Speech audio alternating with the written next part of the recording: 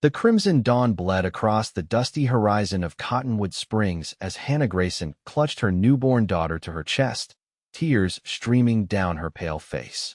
The year was 1875, and like countless women before her, Hannah had nearly died bringing life into this harsh frontier world.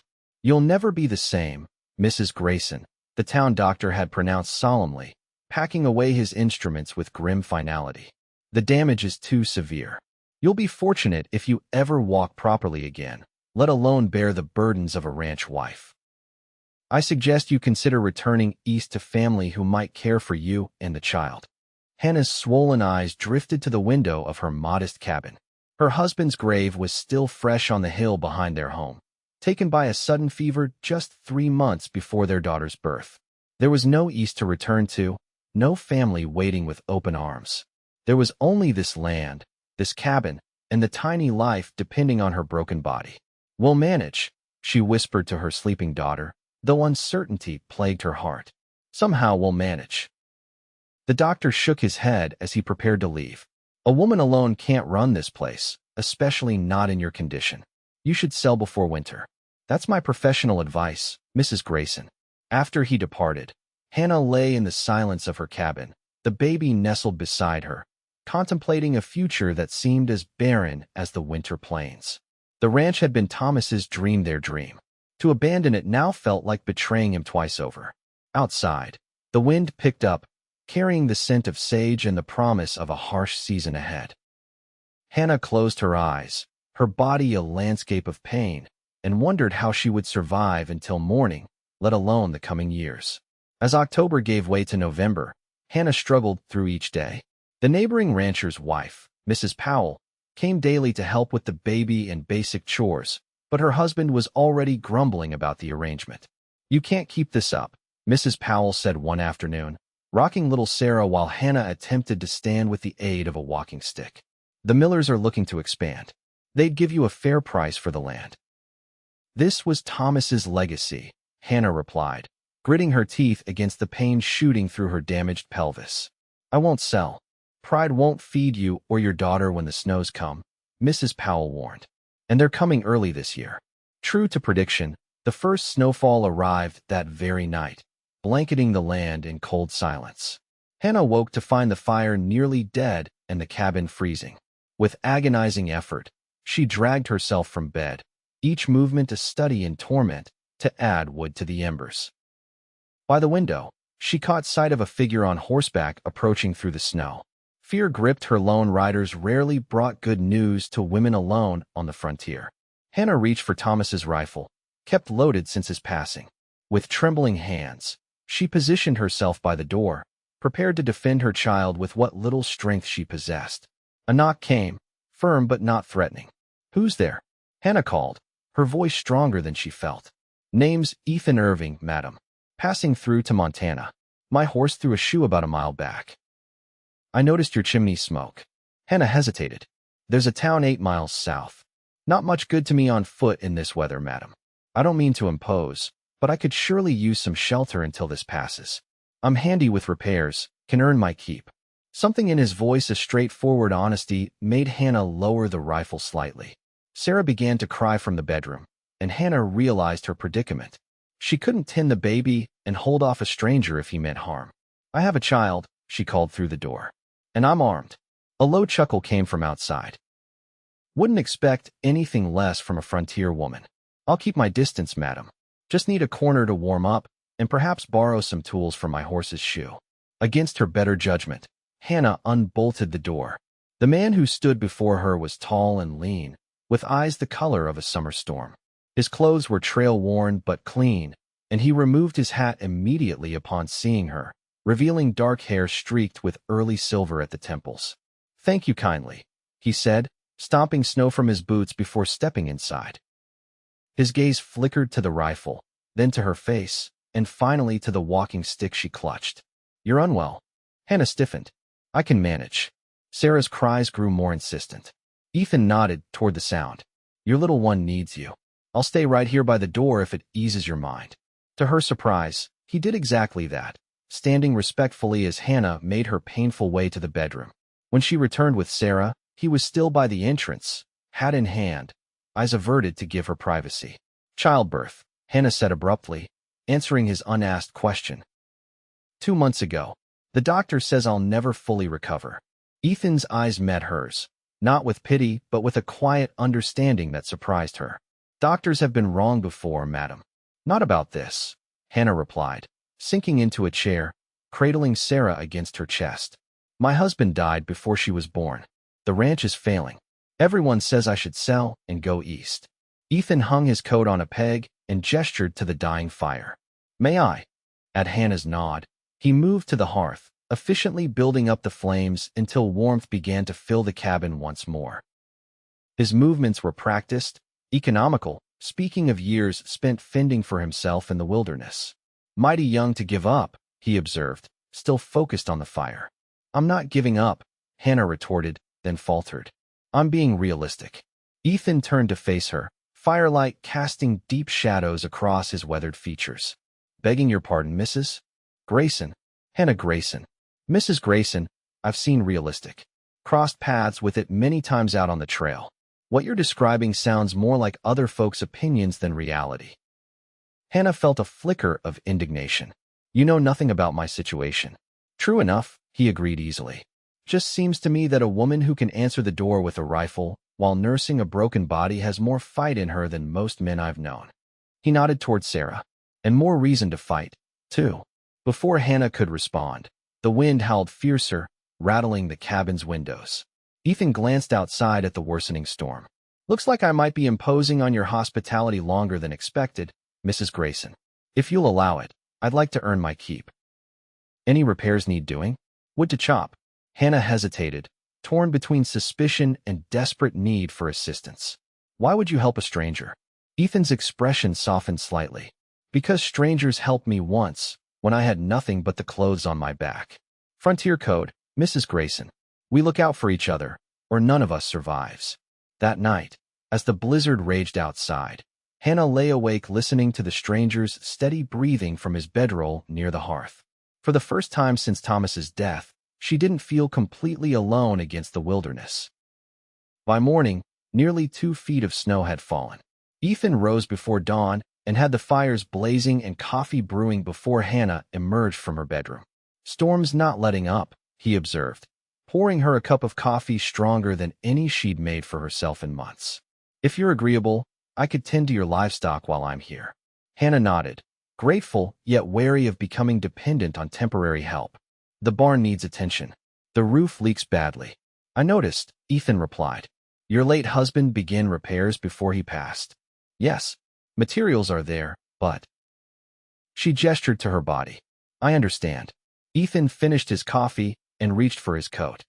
I'll see to the animals first, then tackle that roof if the snow lets up. For 3 days, the storm continued unabated, and for 3 days, Ethan Irving proved his worth. He repaired not only the barn roof, but also a broken chair, 2 leaky windows, and a door that wouldn't close properly. He chopped enough firewood to last weeks, and somehow managed to locate and patch the chicken coop where predators had been stealing eggs. On the evening of the 3rd day, as they shared a simple stew Hannah had managed to prepare despite her limitations, Sarah began to fuss. Hannah shifted uncomfortably, preparing for the difficult process of standing. May I? Ethan asked, setting down his bowl. Hannah blinked in surprise. You want to hold her? If you'll permit it. I had for younger siblings. Not entirely unfamiliar with little ones. Cautiously, Hannah handed over her daughter. Ethan cradled the infant with surprising gentleness, his large hands secure yet tender as he rocked her. Hello there, Miss Sarah, he murmured.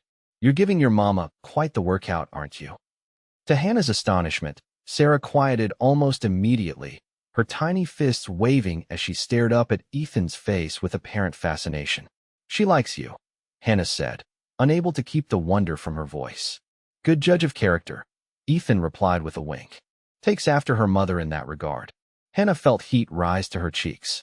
You don't know me well enough to make that determination, Mr. Irving. Perhaps not, he conceded. But I know enough to see you're fighting a battle most would have surrendered long ago. His expression grew serious. And I know what it is to lose someone who was your whole world. Hannah's breath caught. Your wife. My brother, Ethan answered, his gaze dropping to Sarah's face. Raised him after our parents died. Lost him at Shiloh. I'm sorry, Hannah whispered. Ethan nodded, the gesture conveying both acknowledgement and dismissal of sympathy he'd likely heard too many times before. Life continues, Mrs. Grayson. Not as we planned, perhaps, but it continues all the same. The following morning, the storm finally broke, leaving behind a crystalline landscape of untouched white. Ethan announced his intention to retrieve his horse and continue his journey. I've imposed long enough, he said over breakfast. Thank you for your hospitality. Hannah felt an unexpected hollowness at his words. You've more than earned your keep, Mr. Irving. She hesitated. I don't know how I'll manage once you're gone. Ethan studied her for a long moment.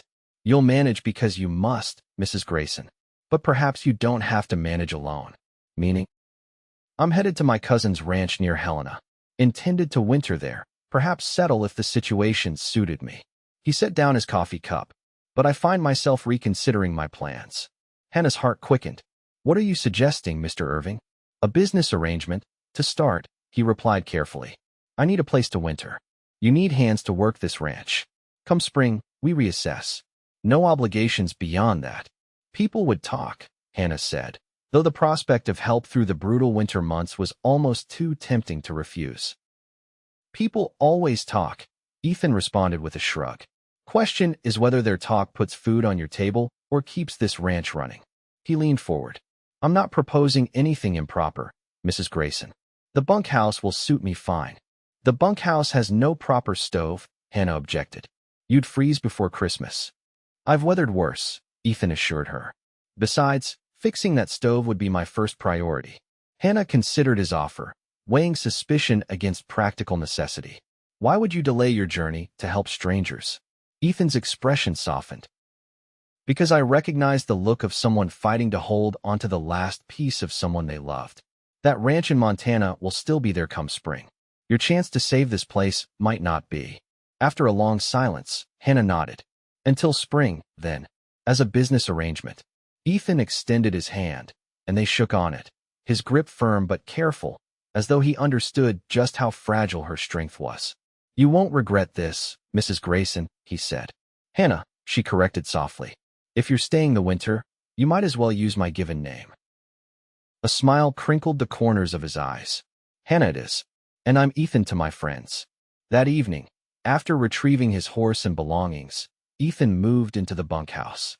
Hannah watched from the cabin window as he lit a lantern inside the small structure, feeling both relief at his presence and apprehension about the unconventional arrangement. As December deepened, Hannah's strength began to improve, though she still required the walking stick and frequent rest. Ethan worked from dawn until dusk, repairing fences, tending livestock, and preparing the ranch for the harsh winter ahead. In the evenings, he often came to the main cabin for supper, bringing with him stories of his travels that transported Hannah beyond the confines of her pain.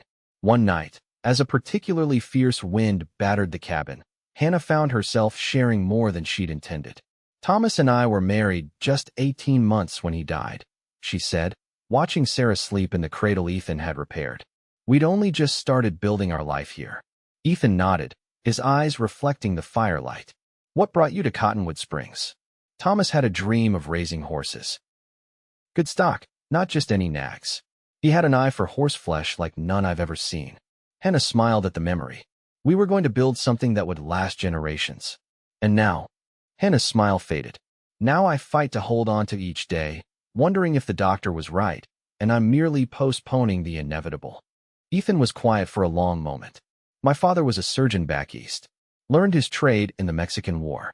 He used to say medicine was equal parts science and guesswork, meaning doctors can only predict based on what they've seen before. They can't account for the human spirit. He met her gaze directly, or for stubbornness, which you seem to have in abundance. Despite herself, Hannah laughed a rusty sound, rarely used these past months. Is that a compliment, Mr. Irving? Ethan, he reminded her. And yes, it most certainly is. Christmas approached, bringing with it a brief thaw that turned the snow to treacherous slush before freezing again into sheets of ice. Hannah worried about Ethan making the trek between the bunkhouse and barn in such conditions, but he waved off her concerns. Lived through 5 Montana winters, he assured her. This is practically balmy by comparison. Nevertheless, Hannah found herself watching for him each morning, breathing easier only when she spotted his tall figure moving through the yard, steam from his breath visible in the frigid air. On Christmas Eve, Hannah was startled by a knock at the cabin door mid-afternoon. She opened it to find Ethan holding a small pine tree. "Every child should have a Christmas tree," he explained, looking almost bashful, "even if she's too young to remember it." Hannah felt tears spring to her eyes. "I didn't think we'd have Christmas this year," she admitted, stepping aside to let him enter. Together, they set up the tree in the corner of the main room. Ethan produced a small cloth bag from his coat pocket, revealing a collection of carved wooden ornaments. "Made these over the years," he said. "Never had much use for them on the trail." Hannah picked up a delicately carved horse, marveling at the detail. "These are beautiful, Ethan. Just a way to pass the evenings," he replied, though she could tell he was pleased by her reaction. That night, Hannah insisted Ethan stay for dinner in the cabin rather than return to the cold bunkhouse. As they shared a meal of rabbit stew and cornbread, the warmth between them grew beyond mere gratitude or convenience. "I have something for you," Hannah said after they'd finished eating. She retrieved a package wrapped in brown paper from her bedroom. "It isn't much." Ethan unwrapped the gift carefully, revealing a knitted scarf in deep blue wool. "You made this?" Hannah nodded. "Knitting I can still manage, even on my worst days. The wool is from our own sheep." "It's perfect," Ethan said, running his fingers over the careful stitches. "I haven't received a Christmas gift since before the war." He reached into his pocket. "I have something for you as well, though it can't compare to something handmade." He placed a small object in her palm, a silver brooch shaped like a rose, simple but elegant. "It was my mother's," he explained. "One of the few things I've kept from before. She always said a lady should have something pretty, even in the hardest times." Hannah stared at the brooch, overwhelmed by the personal nature of the gift. "Ethan, I can't accept this. It's a family heirloom. I have no wife or daughter to pass it to," he said quietly. "It would please me to know it's being worn rather than sitting in my saddlebag for another decade." Their eyes met across the table, and Hannah felt something shift between them, a recognition of shared loneliness, perhaps, or the first tentative acknowledgement that what had begun as a business arrangement was becoming something more. As January gave way to February, Hannah's strength continued to improve. She could now walk short distances without the cane, though longer excursions still left her exhausted and in pain. Ethan never commented directly on her progress, but she often caught him watching her with quiet approval when she managed a new task. One evening, after Sarah had been put to bed, Hannah found Ethan studying a ledger at the kitchen table. "What are you doing?" she asked, easing herself into the chair opposite him. "Hope you don't mind," he replied, looking up. "Was trying to make sense of your ranch accounts." Hannah sighed. "That makes one of us." Thomas handled all the financial matters. "You're not in as dire straits as you might think," Ethan said, turning the ledger toward her. "Your husband made some sound investments before he passed. The cattle you have are good breeding stock. Come spring, you could expand the herd." Hannah corrected without thinking. "If you're still here, we could expand the herd." Ethan's expression was unreadable. "Our agreement was until spring." "Yes, it was," Hannah acknowledged, suddenly uncertain. "Have your plans changed? Are you still intending to go to Montana?" Before he could answer, Sarah began to cry. Hannah rose to tend to her, but Ethan gently touched her arm. "I'll go," he said. "You rest." Hannah watched as he disappeared into the bedroom, his footsteps surprisingly light for such a tall man. Moments later, the crying stopped, replaced by Ethan's low voice singing a lullaby she didn't recognize. When he returned, Hannah was still at the table, her thoughts in turmoil. "You're good with her," she observed. "She's an easy child to be good with," Ethan replied, resuming his seat. "Smart, too. Watches everything like she's taking notes for later." Hannah smiled. Thomas would have been so proud of her. She hesitated. "Ethan, about Montana. Let's not worry about spring until it arrives," he suggested gently. "One season at a time, Hannah." February brought a particularly vicious cold snap that froze the water in the kitchen bucket and sent frost crawling across the inside of the windows. Ethan spent most of his days ensuring the livestock survived, breaking ice in troughs and distributing the precious hay they'd managed to store before winter. On the third night of the freeze, Hannah woke to Sarah's distressed cries. The baby was burning with fever, her tiny face flushed, and her breathing labored. Panic seized Hannah's heart. She wrapped Sarah in blankets and opened the cabin door, calling for Ethan across the frozen yard. The temperature was well below zero, the air so cold it hurt to breathe. "Ethan," she shouted, her voice carried away by the bitter wind. "Ethan, please." Moments later, the bunkhouse door flew open, and Ethan emerged, hastily pulling on his coat as he ran toward her. "What's happened?" "It's Sarah," Hannah managed, tears freezing on her cheeks. "She's burning up. I don't know what to do." Ethan took one look at the baby and turned grim. "We need to get her fever down. Do you have any willow bark?" Hannah shook her head. "Nothing. The doctor took most of Thomas's medicines when he died, said I wouldn't know how to use them properly." "We'll manage," Ethan assured her, though concern lined his face. "Let's get her inside first." Throughout the night, they battled Sarah's fever with cold compresses and tiny sips of water. Hannah prayed as she'd never prayed before, bargaining with God, promising anything if only her daughter would be spared. As dawn broke, Sarah's fever finally began to recede. Hannah, exhausted beyond measure, sagged against Ethan's shoulder as they sat beside the cradle. "She's going to be all right," Ethan murmured, his arm coming around Hannah's shoulders. "She's a fighter, like her mother." Hannah turned her face into his chest, tears of relief soaking his shirt. "I can't lose her, Ethan. She's all I have left of him." "You won't lose her," Ethan promised. "Not while I'm here." Hannah looked up at him, suddenly aware of their closeness. "And how long will that be?" Instead of answering, Ethan brushed a strand of hair from her face, his touch impossibly gentle. "Hannah, A pounding at the door interrupted whatever he had been about to say. Ethan rose quickly, hand moving to the gun at his hip as he approached the entrance. "Who's there?" he called. "Garrett Miller," came the reply. "Here to see Mrs. Grayson about purchasing her property." Hannah struggled to her feet, exchanging a worried glance with Ethan. Garrett Miller owned the largest ranch in the county and had been pressuring Hannah to sell since before Thomas's death. Ethan opened the door just enough to address the visitor. "Mrs. Grayson isn't receiving callers today. Her child is ill." Through the gap, Hannah could see Miller, a heavy-set man in an expensive coat, flanked by two mounted hands. His expression darkened at Ethan's words. "And who might you be?" Miller demanded. "Mrs. Grayson is a widow, last I heard." "Ethan Irving. I'm working this ranch for Mrs. Grayson." Miller's eyes narrowed. "Convenient arrangement." "Well, Irving, you can tell Mrs. Grayson that my offer stands until the end of the month. After that, I'll be purchasing the Watson place instead." He leaned forward in his saddle. "This is no place for a woman alone, especially one in her delicate condition. She'd be wise to take my money while it's still on offer." "I'll relay your message," Ethan replied evenly. "Good day, Mr. Miller." After closing the door, Ethan turned to find Hannah watching him, her face pale. "He's right, you know," she said quietly. "Even if I regain my strength completely, running this ranch alone with a child is nearly impossible." "You're not alone," Ethan reminded her.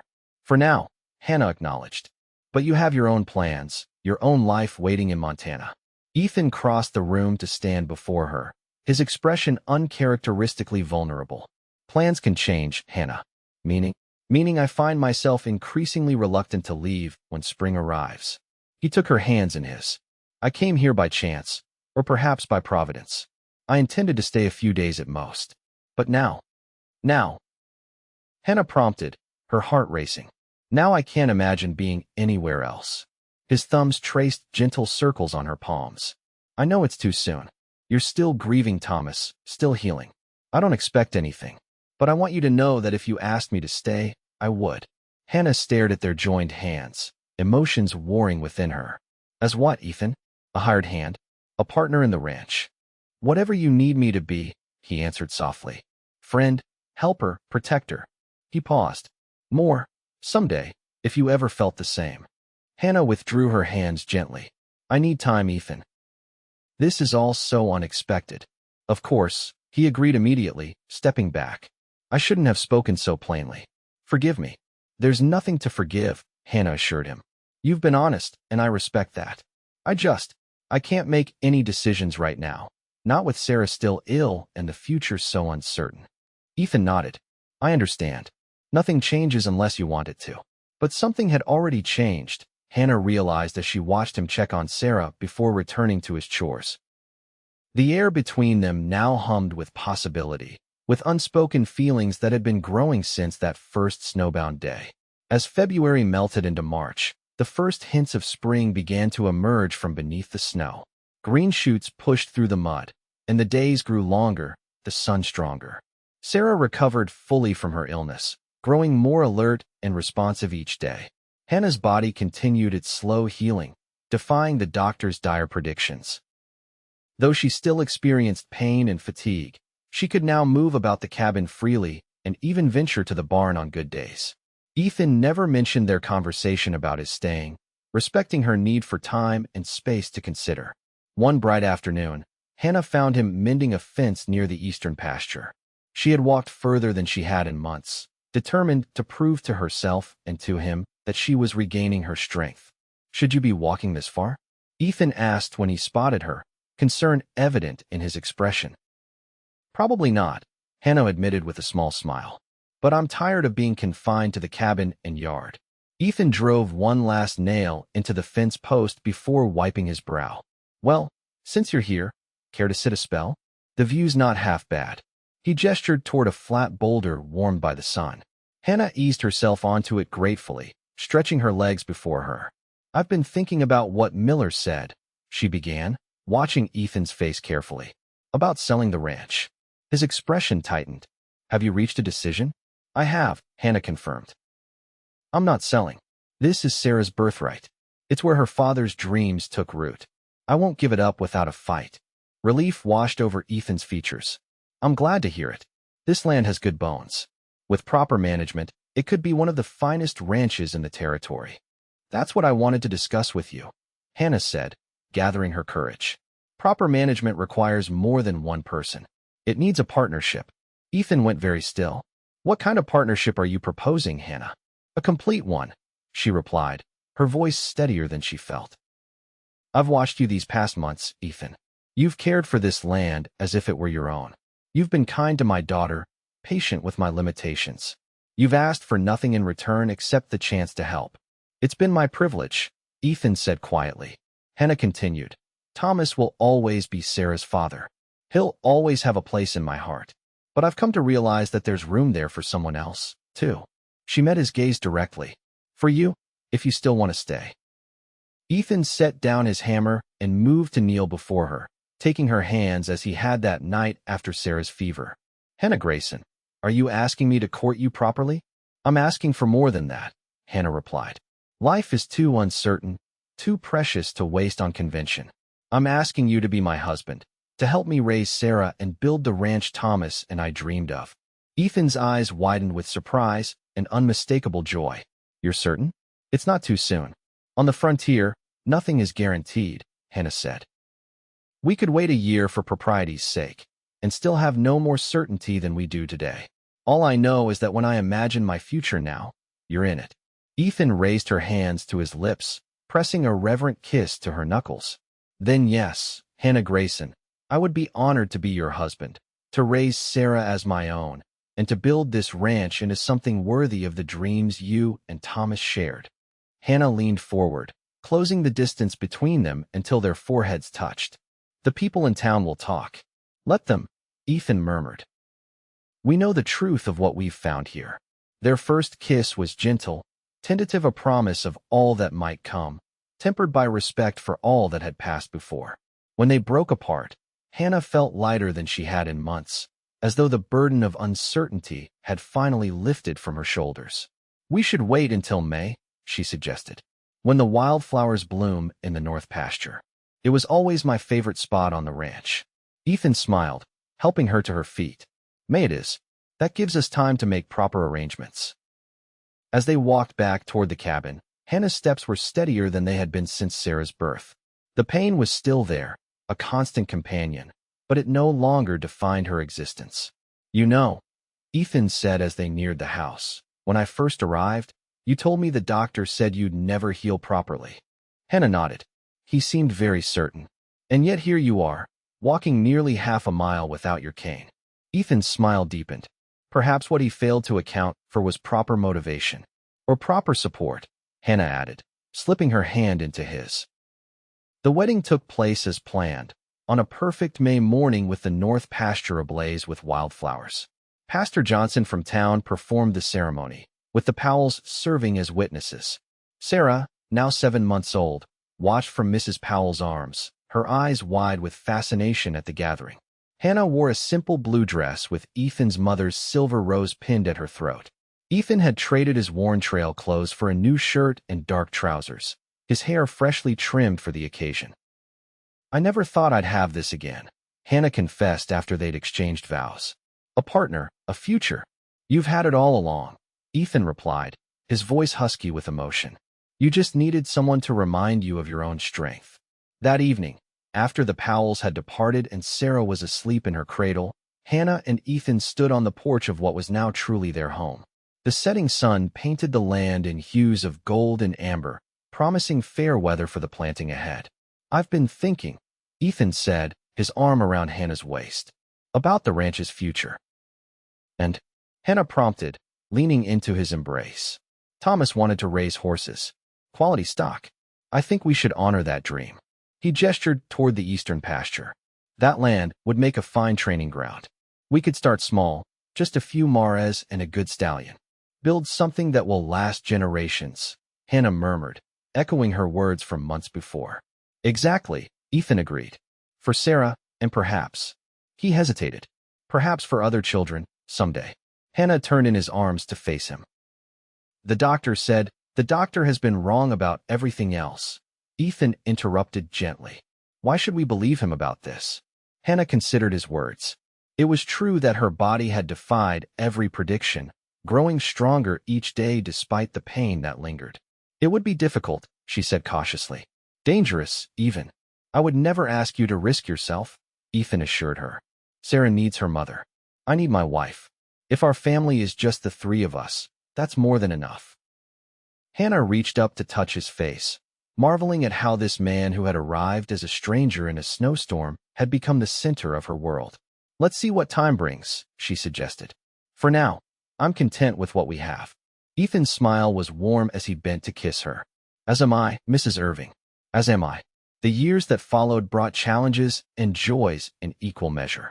The ranch flourished under their combined care, with Ethan's experience and Hannah's determination creating something neither could have achieved alone. They began breeding horses as planned, developing a reputation for quality stock that drew buyers from as far as Denver. Sarah grew into a spirited child with her father's golden hair and her mother's determination. Though she never knew Thomas Grayson, she grew up surrounded by stories of his dreams for the land she would someday inherit. In the spring of 1878, against all medical predictions, Hannah gave birth to a son. The labor was difficult but not impossible, managed with the help of a younger, more progressive doctor who had recently settled in Cottonwood Springs. He's perfect, Ethan whispered, cradling his newborn son while 3-year-old Sarah peered curiously at her brother. What shall we name him? Thomas, Hannah suggested. Thomas Ethan Irving. Tears shone in Ethan's eyes as he nodded. A fine name for a fine boy. 2 years later, a daughter joined their family, Elizabeth Hannah Irving, born on a crisp autumn morning with far less difficulty than either of her siblings. By then, the Irving Ranch was known throughout the territory for its exceptional horses and the couple who had built it from near ruin. On a summer evening in 1885, 10 years after Ethan had first appeared at Hannah's door, they sat together on the porch of their much-expanded home. Sarah, now 10, was reading to her younger siblings in the parlor, her voice drifting through the open windows. Do you ever think about how different things might have been? Hannah asked, watching the sunset paint the distant mountains. If you hadn't been caught in that blizzard?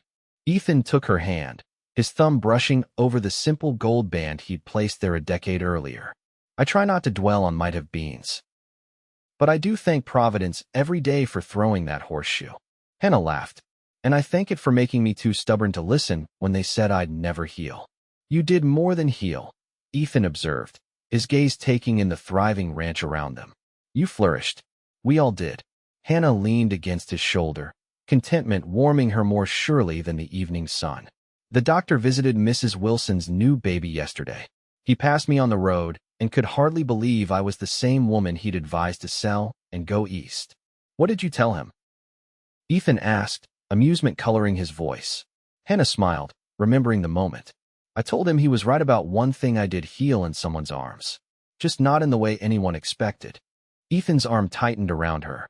You healed because you're the strongest person I've ever known, Hannah Irving. I just had the good fortune to be beside you while you did it. As dusk settled over the land they had nurtured together, Hannah reflected on the journey that had brought them to this moment. From devastation to renewal, from strangers to family, from broken to whole, not despite their scars, but with them, carrying forward the lessons of survival and the promise of tomorrow.